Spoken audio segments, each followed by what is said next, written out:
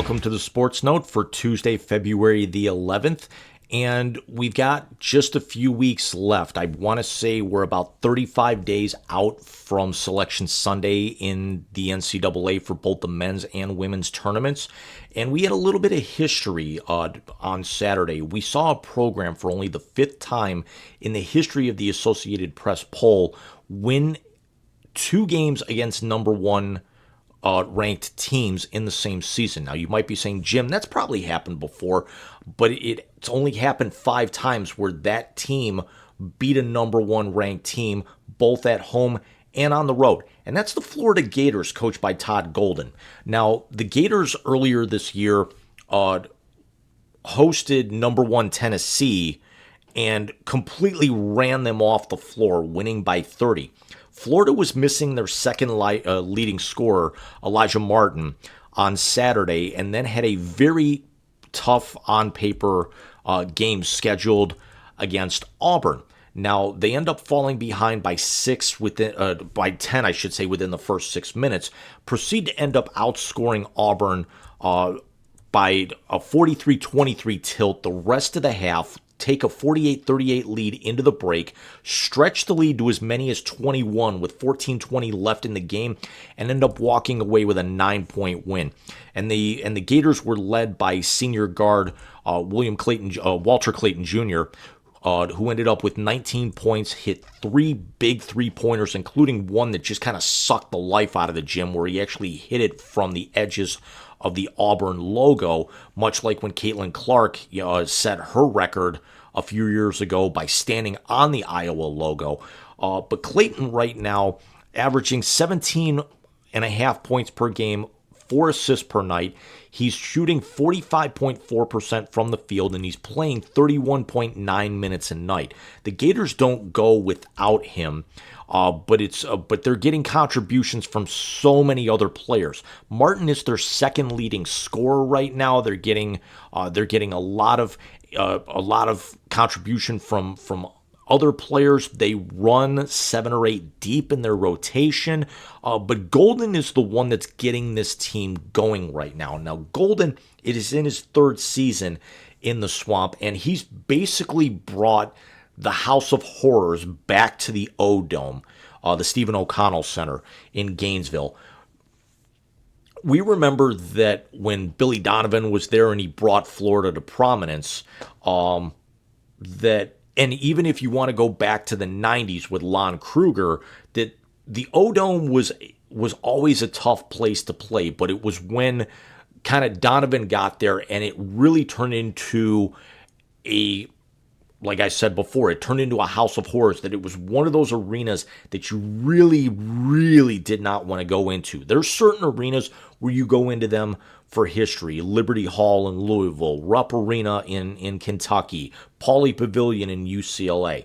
But there's certain arenas that you absolutely, if you're an opposing fan or player, might want to think twice about entering. One we know is Cameron Indoor Stadium, and a lot of that is by the student section. It's not a huge arena, but that student section is so loud and so basically on top of everything, and that student section is so large that it changes the complexity of everything. The same could be said a lot of the times with the O-Dome. If anyone had seen that Tennessee game earlier this year, you saw that really it was the student section that made that game so difficult for Tennessee to really kind of get instilled with their offense. And Florida's 5 on the floor every time just seemed to feed off that. The Gators have actually been to back-to-back postseason tournaments. They lost in the first round last year. They lost in the first round in the NIT 2 years ago. This is nothing new to Golden, because his last year before coming to Gainesville was the last of 3 seasons at San Francisco, where he got the Dons to a 10 seed, an at-large team in the NCAA tournament out of the smaller West Coast Conference, where they lost in the first round to Murray State that year. And certainly with a 20-3 overall record, the Gators are headed back to to March Madness this year. ESPN's Joe Lunardi, with his latest bracketology, has the Gators seated on the 2 line right now in the East region, and that's a lot of that's got to do with the fact that the Gators have worked themselves from number 21 and moved themselves into a tie, an actual tie in the polls, that high in the polls, with Duke. And Florida actually garnered 3 first-place votes after knocking off Auburn over the weekend. Now, Duke had one of the longest winning streaks in the country snapped on Saturday with their 15-game winning streak. The Gators with their 13, it's certainly in the top 10 in the country. But the Gators are going to be they're certainly going to be tested the rest of the way, as tonight they travel to number 22 Mississippi State. They actually end up also they get a little bit of a break on their schedule here over the course of the next few games. They'll play South Carolina on Saturday, who's at the very bottom of the SEC standings. They'll play Oklahoma, who's near the bottom. They'll play LSU, who's second to last.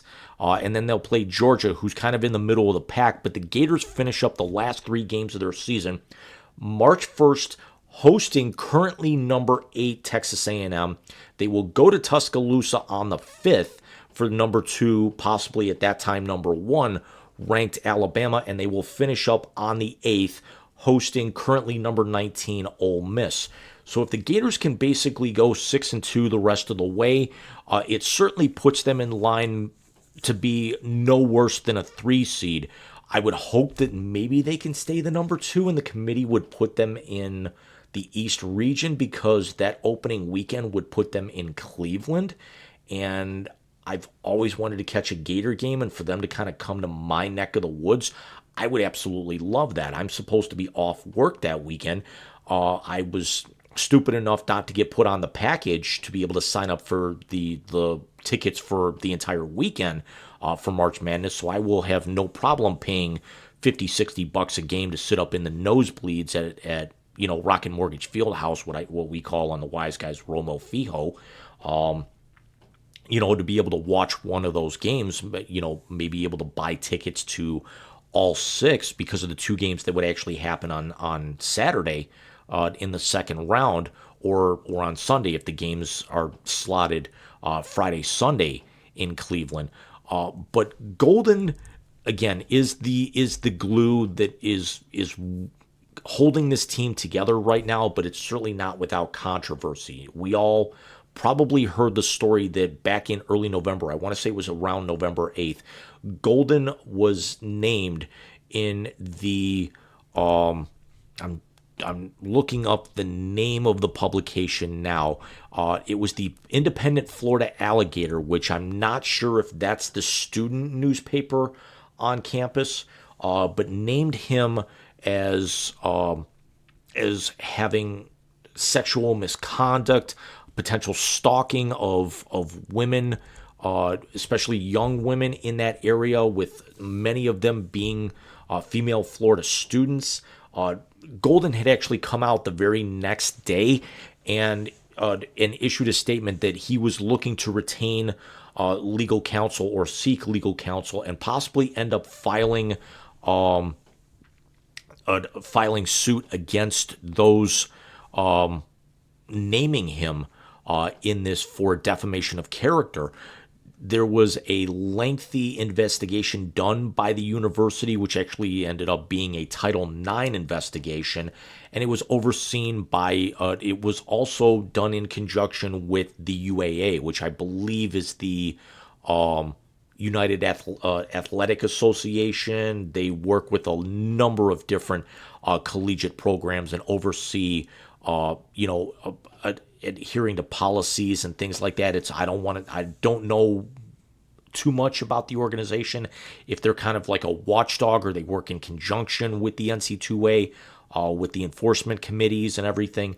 But they actually found no evidence of wrongdoing, because that was a lot of the talk, is that would Golden be allowed to coach while this investigation was ongoing, especially a Title IX investigation? And if you're a Gator fan, You're glad that this actually turned out not to be, something that would end up getting him sanctioned or suspended or anything, because it was during Florida's biggest stretch of games of the season. But there's also, you can't sit back and think about that without actually thinking, was this also something that the Gators were performing that well?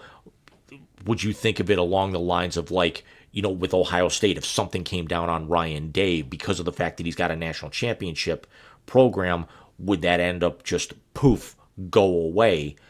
You would hope that that's not it. But if this was done in compliance with the NCAA, with the UAA, and no evidence of wrongdoing was found, then Golden's record is expunged in their minds. But the same can't really be said about one of his assistants right now, and that's former Gator legend and member of the '06 and '07 national championship teams, Torian Green. Green currently has a similar type investigation ongoing, being run by the university, and it's also a Title IX investigation. So hopefully this isn't something where, if something comes out with Green, you might think that there could be a possibility the NC2A could step in and possibly reopen Todd Golden's investigation or something of that nature, or where else does this go? Which actually, if you're a Florida basketball fan, you're seeing a little bit of a renaissance here, because Florida sitting right now tied for third in the country. It's their highest ranking since the 2013-2014 season, where they were ranked number one, and the Gators ran all the way to the Final Four that year, which the Gators could certainly use because they haven't advanced past the Elite Eight. They've gotten as far as the Elite Eight just once since then, and that was 2017, which was also the last time they'd been to the Sweet 16. A bunch of first-round exits are not even making the tournaments or playing in the NIT at that particular point. So it's good for college basketball when some of these blue bloods are kind of coming back up a little bit with the tournament kind of expanding to 68. UCLA will be in the mix. Kentucky's always going to be there. To be able to have five teams to be able to have four of the top five teams coming out of the SEC. But let's also be honest, Florida's the only one of those really that's kind of a quote-unquote blue blood, and they're a newer generation blue blood. Tennessee wasn't that. Alabama wasn't that. Auburn damn sure wasn't that up until the last few years.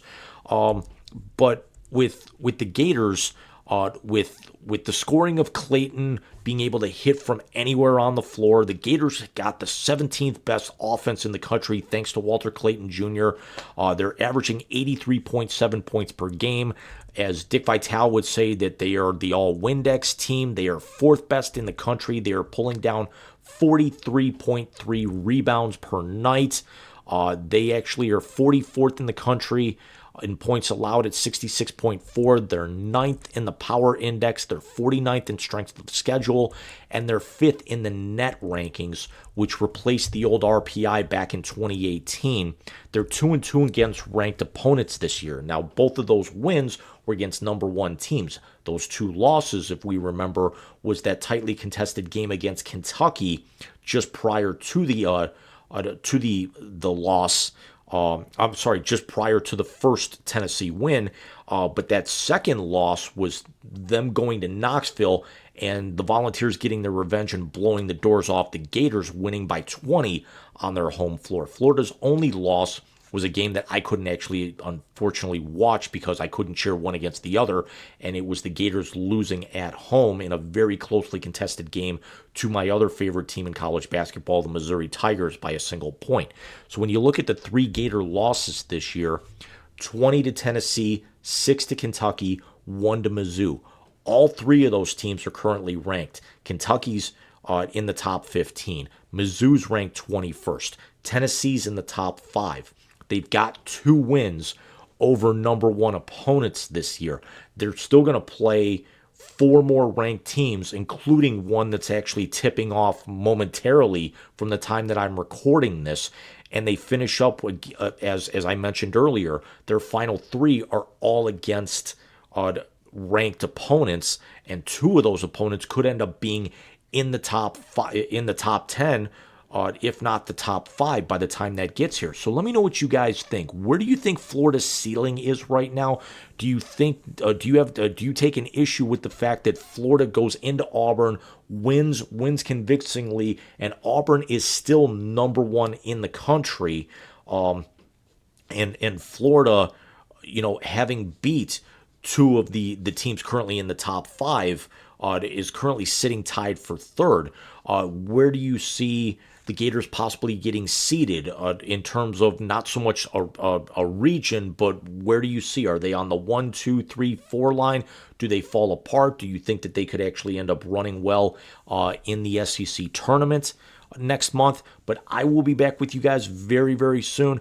Everybody take care, and we will see you guys for the Wise Guys on February 23rd for the 100th episode. It will be the 2025 Wisey Awards.